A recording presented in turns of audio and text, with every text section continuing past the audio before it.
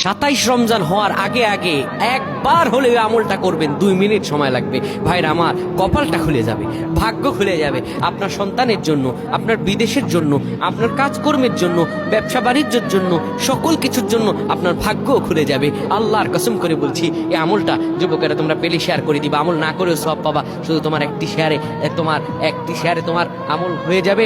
তুমি আমল না করেও সব পাবা। ভাইরা আমার, 27 রমজানের আগে আল্লাহর কসম করে বলছি, এই আমলটা ছাড়বেন না। এই আমলটা আপনারা সকলেই করবেন, এই আমলটা সকলের কাছে পৌঁছায় দেবেন, নিজে জানবেন এবং অন্যকে জানাবেন। যত মানুষ বিপদগ্রস্ত আছেন, যত অভাবে আছেন, বিদেশে থেকে দেশে আসতে পারতেছেন না, বিদেশ যেতে পারতেছেন না, বিপদের উপর বিপদ লেগে আছে, 27 রমজান হওয়ার আগে আমলটা করেন। 2 মিনিট সময় লাগবে, বেশি না। যখন ঈশার নামাজ আপনি পড়বেন, ঈশার নামাজের পরে ওযু করে নেবেন, সুন্দরভাবে পবিত্র পরিচ্ছন্ন হয়ে বিছানাটা ঝাড়ু দিবেন।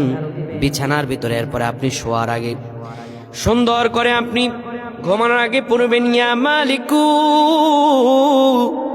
ইয়া মালিকু 100 বার পড়বেন।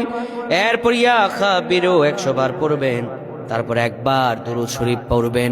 এরপরে 2টা হাত তুলে আল্লাহর কাছে যা দোয়া করবেন, আপনার দোয়া করতে দেরি হবে, আমার আল্লাহ কবুল করতে দেরি করবেন না।